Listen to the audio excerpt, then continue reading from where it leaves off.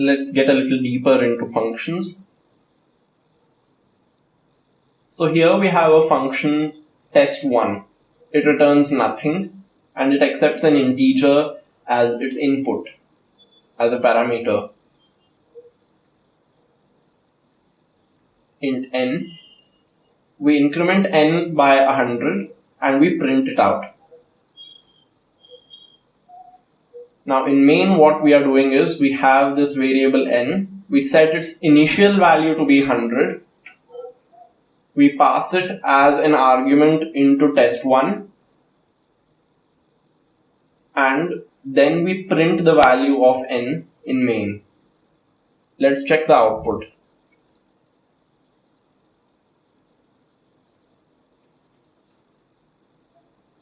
In test1, n is 200. In main, n is 100.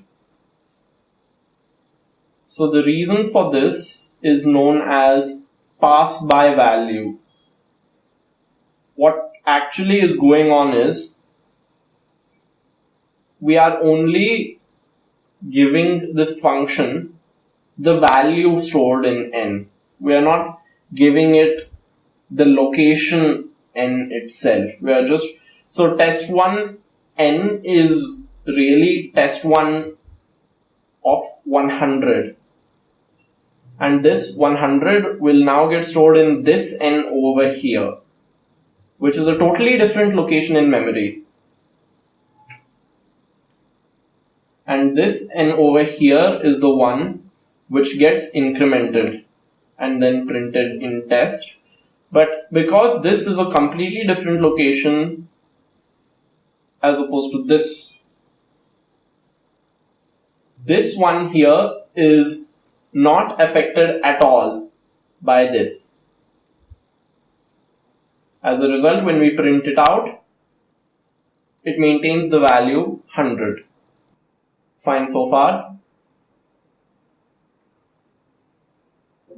Now suppose I remove this.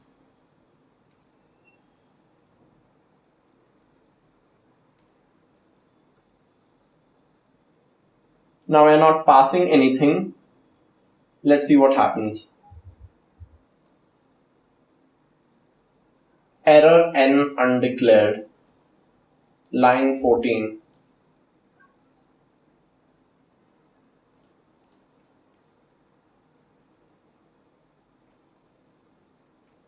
So basically what C is telling us is that we are using this variable n over here, but we have not declared it anywhere. So it doesn't know what to do now. We have to declare it somewhere within the scope of this function or somewhere where this function can look and find it. Now this n over here cannot be seen by test1. It's within the scope of main.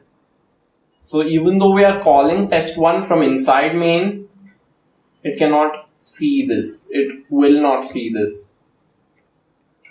So that's something to remember. And this is very specific to C. It could be different in other languages. It could be different in Python.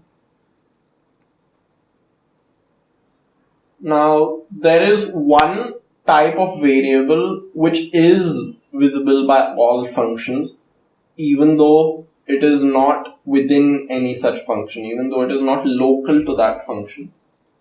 That is a global variable. Now if I do int n is equal to 300, let's see what the result is.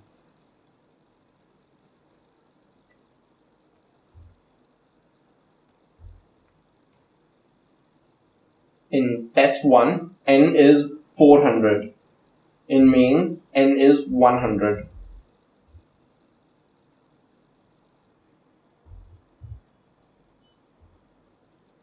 So what happened here is this test1 tried to find an n which was local to it. It couldn't find any, so it looked for the global one and took that value. Now the question arises, did it modify this over here? Did it increment it over there? Or did it create a new internal variable for its own n? And we can resolve that question just by calling test1 again. Now, if this value was not modified, once this test1 runs for the second time, it will still output 400. However, if this n was modified by the first call, this call right here should output 500. The second call should output 500.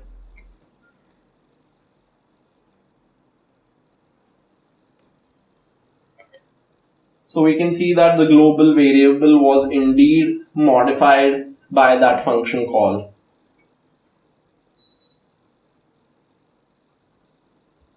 Now observe what happens if we skip this declaration of n over here in main.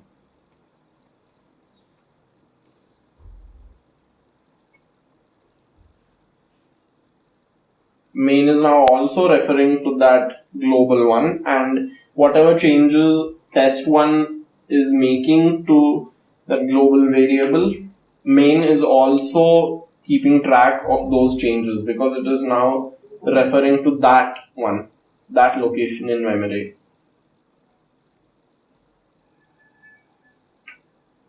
Now, global variables are considered to be a bad idea. The reason they are considered to be a bad idea in programming is that this function call right here and this function call right here, they took no parameters. So it stands to reason that they should have the same output. However, because we have used global variables, they now have different outputs. So if you imagine a function to be this black box which has some input wires and some output wires, then a global variable would be a hidden wire, a hidden input wire as well as a hidden output wire, which you cannot trace. So if you have a function, a true function, and you give it some parameters, then irrespective of where that function is, if the parameters are the same, the value returned by that function should be the same and the internal behavior of that function should be the same. But if you introduce global variables, the behavior of a function which uses that global variable will be very much dependent on the history of the rest of the program. So what happens as a result is, it is very difficult to analyze the function by itself as a separate part. And it's fine here right now. We know this will just hunt for a global, take that, and we're done. But if your code does something more complex, suppose you have a 200 line piece of code that you need to debug, then global variables are a bad idea. Now there are a few places where we need some kind of global identifier, but those are mainly just constants. For instance, if I did hash define pin 10, this is absolutely fine because hash define is not creating a new location in memory which can be modified by functions and stuff like that. It's just saying wherever you see pin, replace it with 10. So if you want to store global constants so that you can use them again and again in your program without worrying about passing it here and there again, that's absolutely fine. For that purpose, we have hash define. But if you have a variable which you want to constantly modify and get used in functions such that it is modified and then used somewhere else, then that is dangerous. And usually there is always a way of doing it without global variables. For example, we could have passed it into the function and then returned it back to the same thing if we wanted to keep track of it.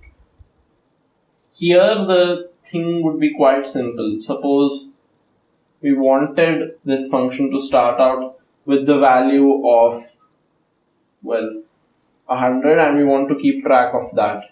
I just change it to int test1 int n is equal to 100, or fine, let's make it 300 for the sake of the example. N is equal to test1 of n is equal to test1 of n, int test1 of int n,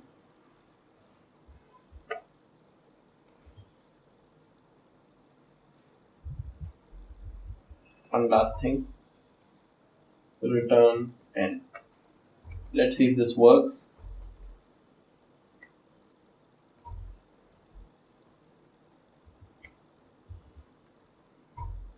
The exact same output. Here we used local variables, here we used global variables. So whenever you want to use global variables, first stop and think, can we do this better? The beauty of functions is that once you fix your function nicely and you know for sure that it's working properly, you can completely forget about its internal behavior, its internal implementation when you're using it somewhere else. And in fact, we use functions every day, from the simplest printf to something even more complicated. All of those are functions which are given to us in various libraries, and they all work because we don't have to worry about what's going on inside. If you use global variables, after some time you will still have to worry about what's going on inside. And we will not always have this sort of thing over here. We may want to just forget about it. And if we were using a global variable, it would be quite a surprise to us that suddenly this n here is modified by this. What should we do now? So that's why global variables are somewhat dangerous. But enough about them. And these rules of scope may be a little complicated, but you should be fine as long as you remember to just pass whatever you want to use from the outside world and return that thing which you wish to give back to the outside world from the function. The rest all is the same. And just assume that all variable names are different once you go from, say, main to a function call. With this, we are ready to talk about scanf. Now, scanf is the function we use in order to take data from the user.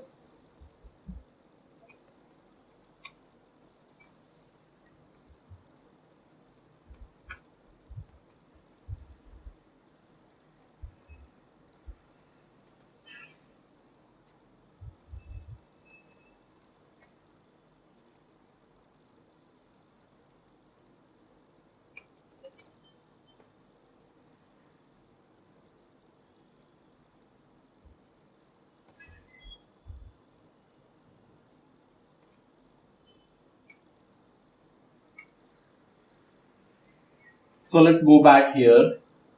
So as always, this format specifier is needed. And here, instead of putting n, we are putting ampersand n. Again, this is because of passed by value. If we were passing n, we would just be giving it the current value of n. However, what does scanf want with the current value of n? If I want to put something inside n, it doesn't matter what is already inside over there. I will just overwrite it. And in fact, if scanf or a scanf-like function were to just take n, it probably wouldn't work because of pass-by value. Because when you pass variables into functions, separate copies of those variables are made inside those functions, and any alterations made to that will only work on the copies, not on the original variables themselves. So now we need something else. So this ampersand here gives us the location in memory of the variable n. Now that scanf knows where n is, it can do whatever it wants with n. It can put whatever it wants.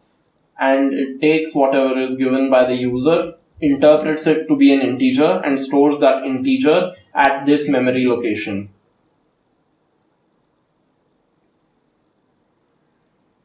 Right. We don't just have to put one format specifier, we can always put two.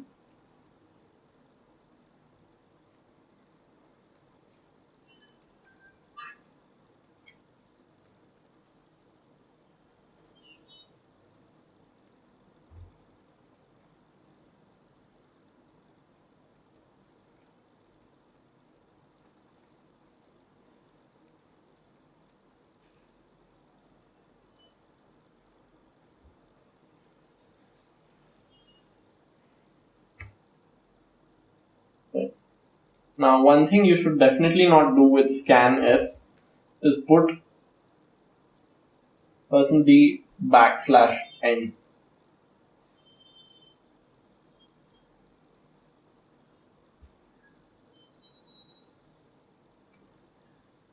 Watch what happens now. No errors, so it seems fine. However,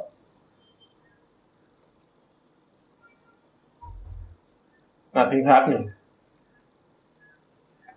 Now if I enter some rubbish and then something happens. That's because of this \n.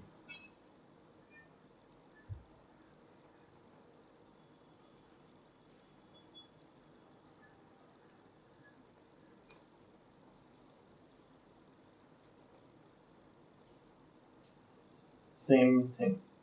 For some reason, \n just doesn't agree with scanf.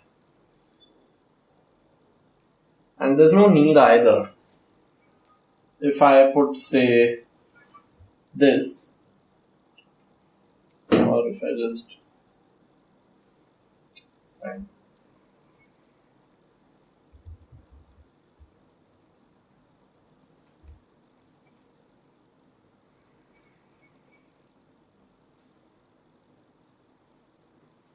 If we go back to this,